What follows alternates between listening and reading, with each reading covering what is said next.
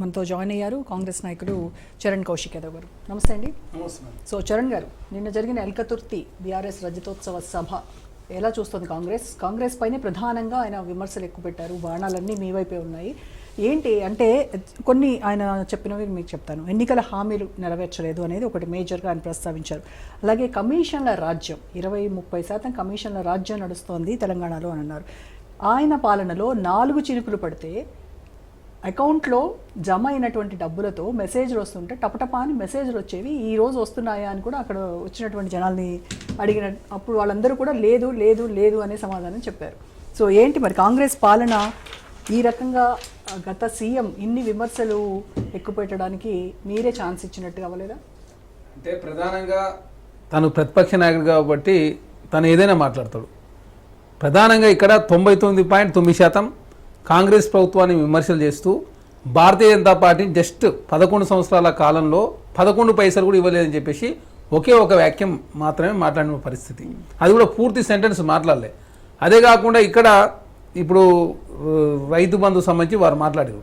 మేము 21,000 కోట్ల రూపాయలు రుణమాఫీ చేసినాం. మరి మీరు 9,000 కోట్ల రూపాయలు రైతు బంధు రుణమాఫీ చేయకుండా వడ్డీ మాత్రమే మాఫీ చేసి రైతులను మోసం చేసింది మీరు. మీ ఆయనలో రైతు మరణాలు దాదాపు భారతదేశంలో తెలంగాణ 3వ స్థానం. ఆనాడు మహారాష్ట్ర నెంబర్ 1, కర్ణాటక నెంబర్ 2 ఉంటే తెలంగాణ 3వ స్థానంలో ఉంది. మేము రైతుల కోసం బడ్జెట్లో 1/3 55,300 కోట్ల రూపాయలు కేటాయించుకున్నాం. అదే కాకుండా 500 రూపాయలు బోనస్ ఇస్తూ ఉన్నాం. అదే కాకుండా గతంలో మీరు 40 రోజులలో పైసలు ఇస్తే ఒడ్డు కొనుగోలు ఇస్తే మేము 24 గంటల్లో పైసలు ఇస్తా ఉన్నాం. గతంలో 7 నుంచి 10 కిలోలు తరుగు తీసి తరగనే ప్రసక్తి లేదు తెలంగాణ రాష్ట్రంలో. రైతుల విషయంలో మేము చర్చ చేయడానికి సిద్ధంగా ఉన్నాం. అదే కాకుండా మేము ఇచ్చిన హామీలు మేము ఇప్పటివరకు 180 హామీలు నెరవేర్చినాం. మేము 417 హామీలు ఇస్తే కేసీఆర్ గారు నేను సభలో ఏమంటాడు 420 అని చెప్పేసి కాంగ్రెస్ ప్రభుత్వం బదనాం చేసే ప్రయత్నం.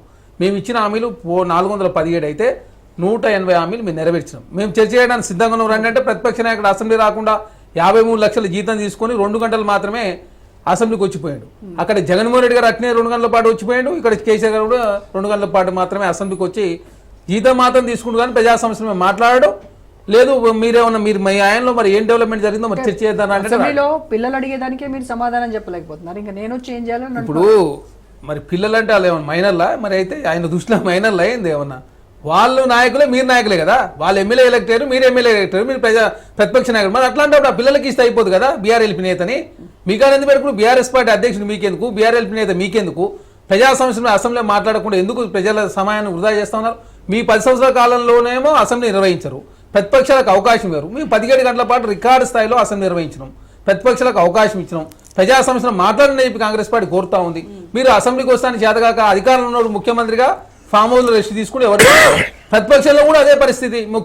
ఇప్పుడు అధికారం పోయిన తర్వాత బీఆర్ఎల్పీ నేత కూడా మళ్ళీ అసెంబ్లీలో మన ఇది ఫామ్ హౌస్ రెస్ట్ తీసుకుంటే మరి ఎందుకు ఆ పదవి ఎందుకు? మరి ప్రజా సమస్యలు మీరు పట్టించుకున్నప్పుడు ఆ పదవి ఎందుకు అని చెప్పేసి మేము కాంగ్రెస్ పార్టీని అడుగుతా ఉన్నాం.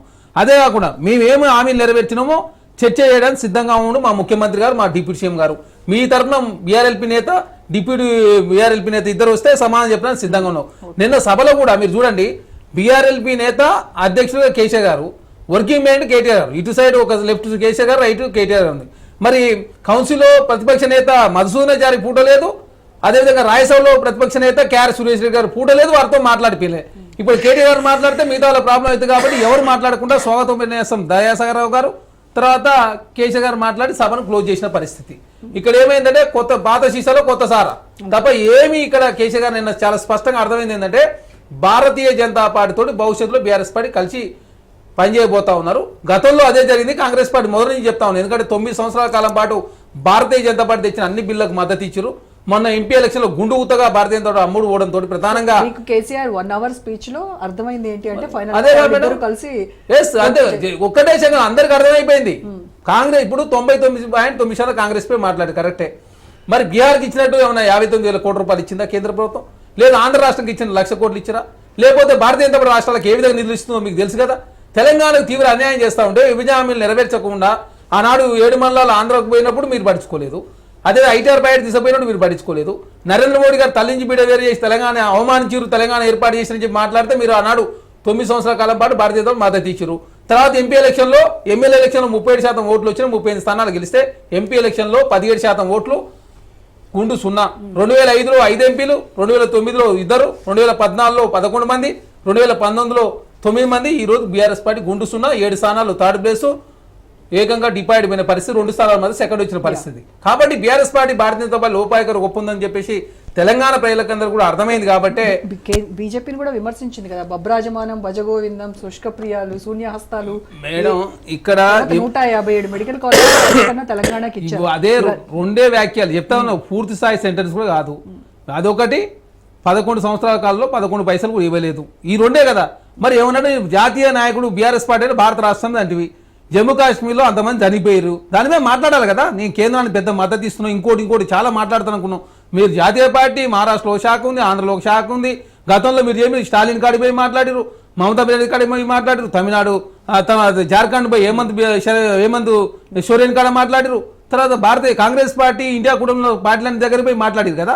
మరి ఎందుకు ఇప్పుడు మీరు మౌనం వహిస్తా ఉన్నారు? ఎందుకు భారతీయ జనతా మాట్లాడతలేరు? కాంగ్రెస్ పార్టీ చేసిన మీకు అభివృద్ధి కనపడతలేదా?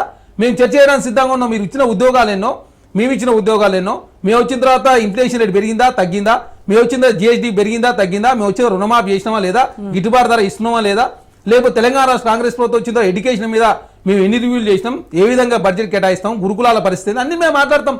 తెలంగాణకు వచ్చిన పెట్టుబడులు లేని మేము చర్చ చేయడానికి సిద్ధంగా ఉన్నాం. మీరెందుకు పారిపోతారని అడుగుతా ఉన్నాం. కాంట్రాక్టర్లకు ఇవ్వాల్సిన పెండింగ్ బిల్లుల్లో కమిషన్ తీసుకుంటున్నారు అనేది ప్రధాన ఆరోపణ. మేడం ఈ కాంట్రాక్టులకు పెండింగ్ పెట్టిపోయిన ఎవరు దుర్మార్గులు? సర్పంచ్లకు 1200 కోట్ల రూపాయలు పెండింగ్ పోయిన వ్యక్తి ఎవరు? ఆరోగ్యశ్రీకి 600 కోట్ల రూపాయలు పెండింగ్ పెట్టిపోయిన వ్యక్తి ఎవరు? 40,000 కోట్ల రూపాయలు కాంట్రాక్టులకు ఇవ్వకుండా పోయింది ఎవరు?